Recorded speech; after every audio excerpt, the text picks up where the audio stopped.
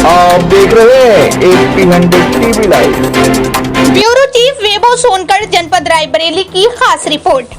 उत्तर प्रदेश के मुख्यमंत्री योगी आदित्यनाथ ने रायबरेली लालगंज अहियाहार में आज भारतीय जनता पार्टी के प्रत्याशी दिनेश प्रताप सिंह के पक्ष में चुनावी जनसभा की।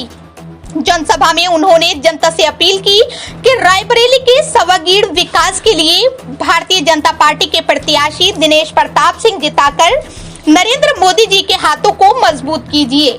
कांग्रेस महासचिव प्रियंका वाड्रा द्वारा रायबरेली में कांग्रेस द्वारा कराए गए विकास कार्यों को कल गिनाने पर कहा कि रायबरेली का विकास सही मायने में मोदी जी ने कराया है।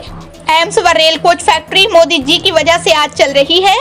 उन्होंने इशारों में कहा कि पाकिस्तान की हिमायत करने वाले लोगों की यहाँ नहीं बल्कि पाकिस्तान में जरूरत है।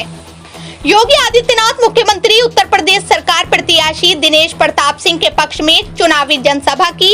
जनसभा में उन्होंने जनता से अपील की कि रायबरेली के सवागीड़ विकास के लिए भारतीय जनता पार्टी के प्रत्याशी दिनेश प्रताप सिंह जिताकर नरेंद्र मोदी जी के हाथों को मजबूत कीजिए। पाकिस्तान मजबूत हो जाएगा, फिर कभी हमारी पीढ़ियों को कोई आंख नहीं छपाएगा। भारत माता की बहुत बहुत धन्यवाद।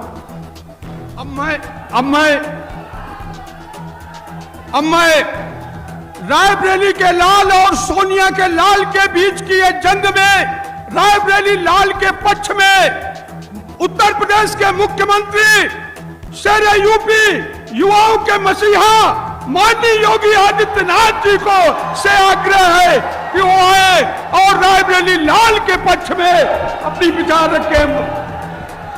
भारत माता की, भारत माता की, भारत माता की, गंगे मैया की, गंगे मैया की, बालेश्वर महादेव की, हर हर महादेव।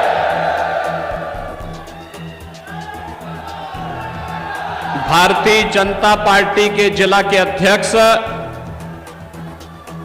श्री बुद्धिलाल पासी जी उत्तर प्रदेश सरकार में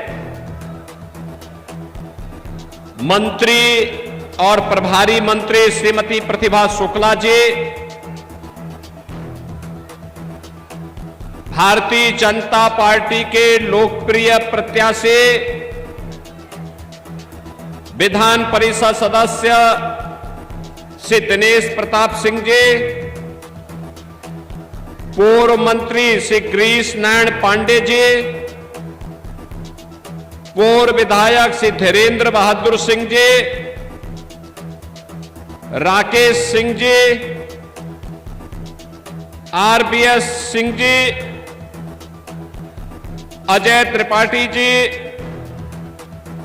मंच पर उपस्थित भारतीय जनता पार्टी के सभी पदाधिकारीगण, सहयोगी दलों के सभी पदाधिकारीगण, लोकसभा क्षेत्र रायबरेली और सरेनी से जुड़े हुए मेरे सभी उपस्थित बहनों और भाइयों, भारत माता के महान सपूत अवध केसरी राणा बेनी माधव बख्श सिंह और वीरता के बाहक वीरा पासी की इस पावन धरा को कोटि कोटि नमन करता हूं।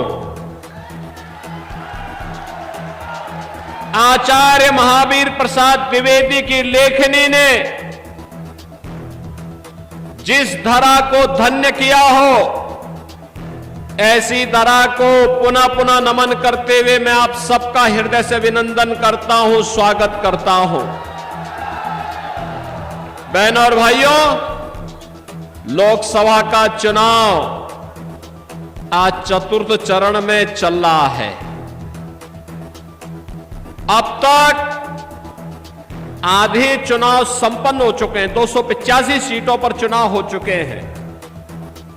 आज 10 राज्यों की 96 सीटों में चुनाव हो रहे हैं और बहनों और भाइयों, पूरे देश के अंदर चारों ओर उत्तर, दक्षिण, पूरब, पश्चिम एक ही नारा गूंज रहा है और वह है कि फिर एक बार और अब की बार 400 पार में रायबरेली भी है ना, और बहनों और भाइयों, ये होनी भी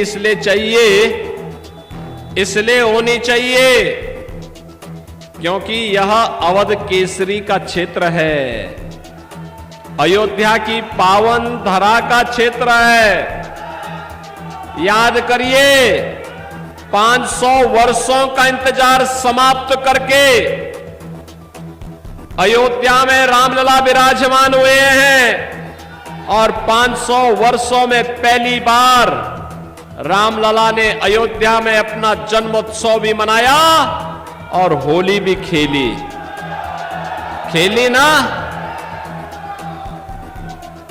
अब आप सोचो, रामलला को अयोध्या में लाने वाले कौन है? मोदी जी, बीजेपी, और मोदी जी और बीजेपी को ताकत किसने दी? आपने दी। आपकी पीढ़ी सौभाग्यशाली है और हमारी पीढ़ी सौभाग्यशाली है।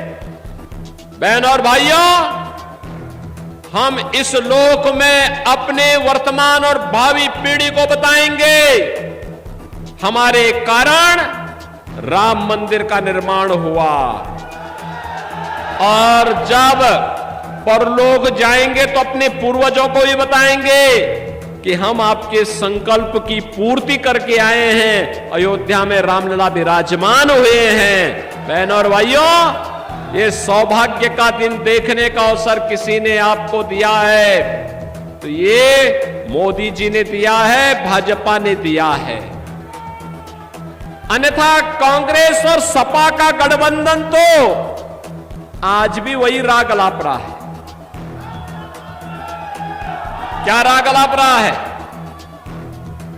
जब इनकी सरकार थी तब कांग्रेस ने क्या किया था? तब कांग्रेस ने कहा था राम तो हुए ही नहीं, कहा था ना, राम सेतु को तोड़ने का काम किया था ना कांग्रेस ने, और तब सुप्रीम कोर्ट में इन्होंने एफिडेविट दिया था कि राम तो हुए ही नहीं।